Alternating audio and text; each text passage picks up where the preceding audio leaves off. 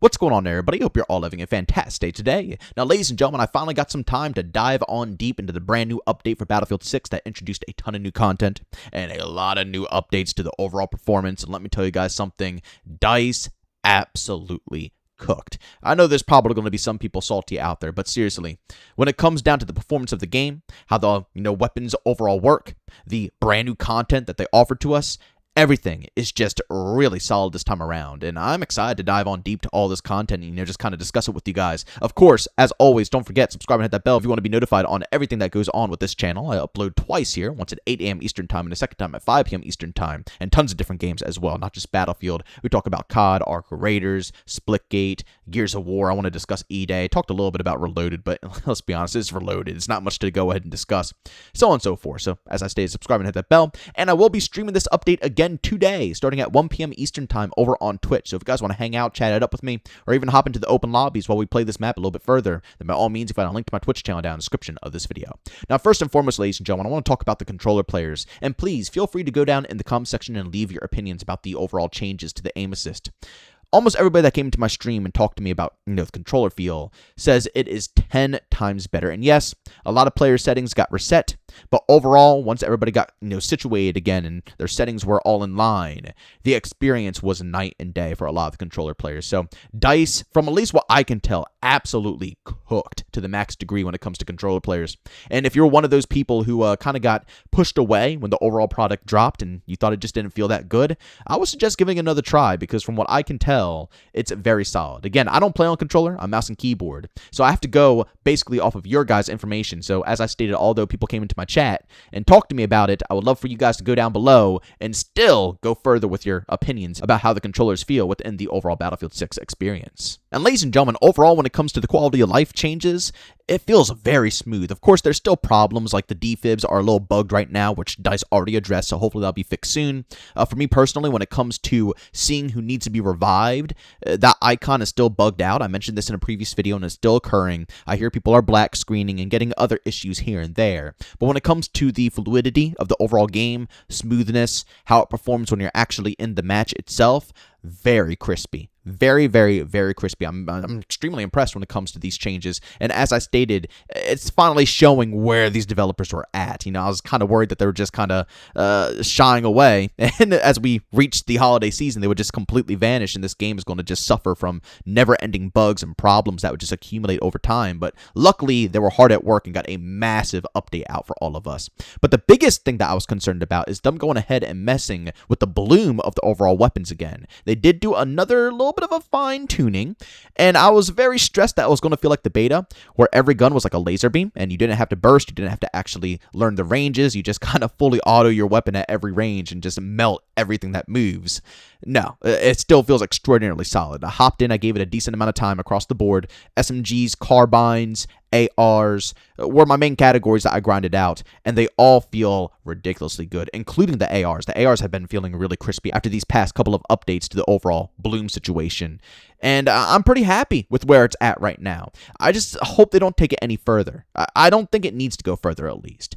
Obviously, further testing will, confirm if this is true or not, because I'm only a handful of hours deep into seeing how all this stuff feels.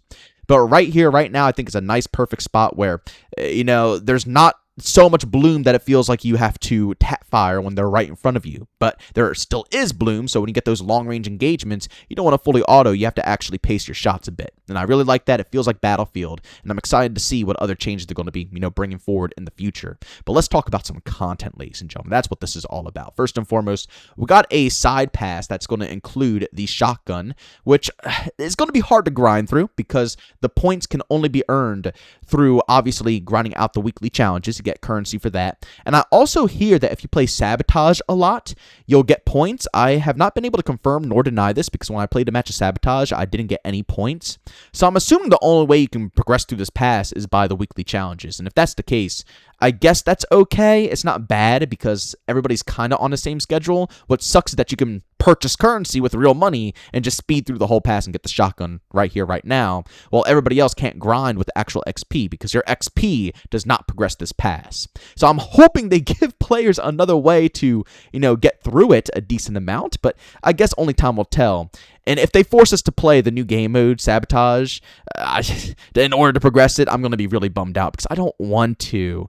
I'm going to be honest, it's not a bad concept. It's not. But I don't play Battlefield for these smaller type modes. I'm sorry. I'm being honest. I genuinely do not. I played it for literally a singular match. Wasn't bad. When 30-8 actually got the gameplay footage, I don't even feel like showing it to you guys, honestly, because the moral of the story is that Battlefield is great for conquest, escalation, and breakthrough. I like those big team modes. The smallest I could really go was always Rush. That was like my small team mode. But other than Rush, all these other modes don't hit the same. It feels like they're trying to find another game mode like Rush that they can, finally land on the ground on their 2 feet and just start off sprinting right away. But for me personally, I haven't been able to find any that they have been producing here. Others might enjoy it. That's cool. I'm glad for you guys. But for me personally, I cannot see Sabotage lasting, over a week if I'm going to be completely real with you all. I guarantee you over half the Battlefield community is going to go back to the base modes. But let's be honest here, ladies and gentlemen. That's not a problem at all because the base modes have a ton of brand new content. First and foremost, the map Eastwood. Holy smokes, ladies and gentlemen. I am in love with this map right now.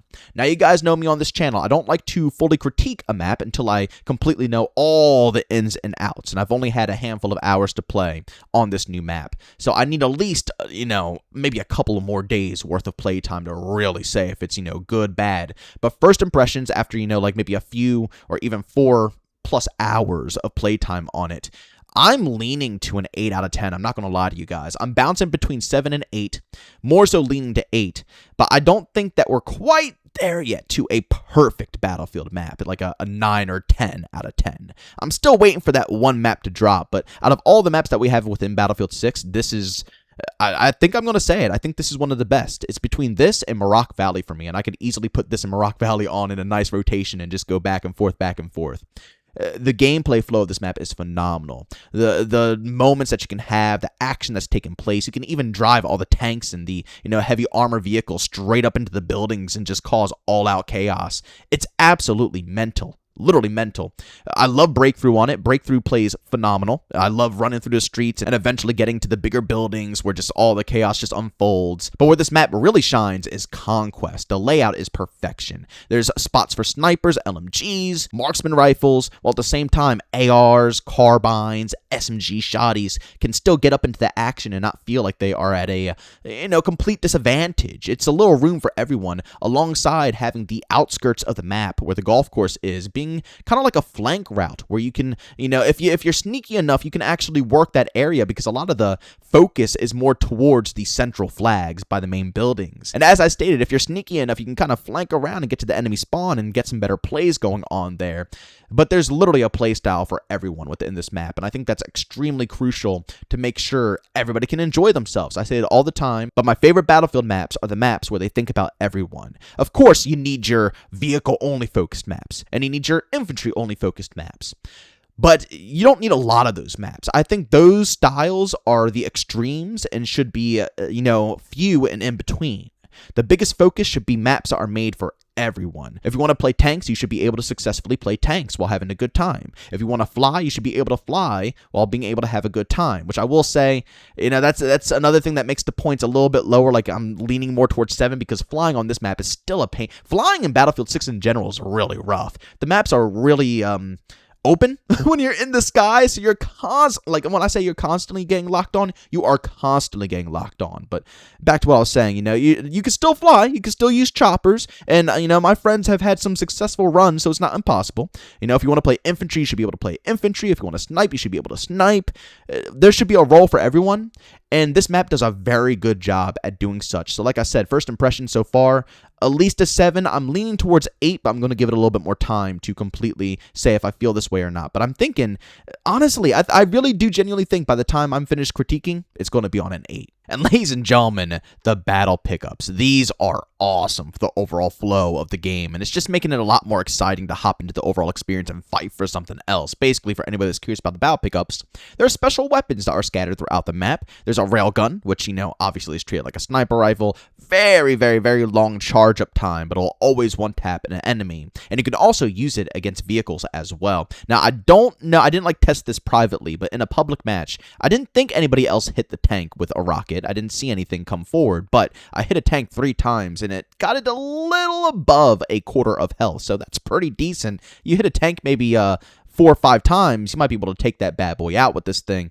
Still, you know, it's going to take some time because you got to reload it and do all that other stuff. But if you position yourself correctly, you can do some damage. But the minigun is my favorite. This thing is just awesome. Now, I will say I don't know if it's a bug. Maybe someone can confirm this down in the comment section, but the recoil is opposite. So you have to pull up instead of pull down because basically the recoil goes downwards. Again, I don't know if this is intentional, but maybe it's a way to balance out the power weapons to make them not too overpowered because it really is jarring. And it kind of confuses you when you're trying to aim this thing and, you know, do some work. But if you take this thing up close and personal, devastating. Absolutely devastating. Range, I'm a little meh with it. Again, the recoil is crazy. But if you're just running up close and you don't have to ADS, you just hip fire everything, it just melts. Oh, God, it's awesome to use. I'm very happy about these battle pickups. Ladies and gentlemen, this overall update was awesome. I'm just going to say it. You know, everybody is going to call me a shill. You're shilling out. I don't freaking care.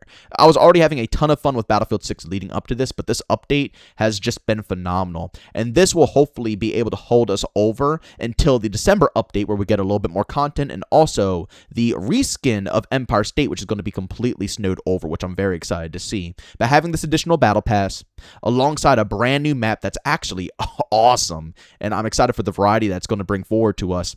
And on top of, again, new weapons are being introduced, I think this will be decent enough. You know, we are in the middle of this month, and all we got to do is just wait for the beginning of December, and we got more stuff coming along. Seriously, they have been nailing the content line. This is probably the most content we've ever seen after a launch of a Battlefield game, you know, pumping it out so consistently. I just hope that they can keep this consistency up. That's my only concern. You know, we're getting it so good right now that I feel that at a certain point, we're going to be like, wow, it's too good to be true, and lo and behold, it is too good to be true because after the holiday season, everything dies off. I hope DICE can keep this up.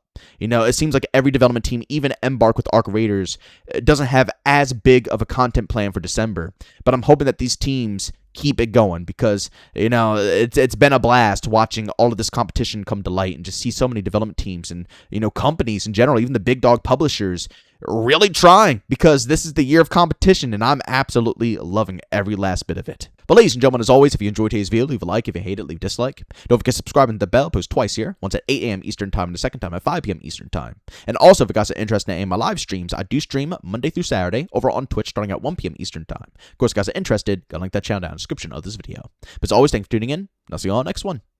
Peace out.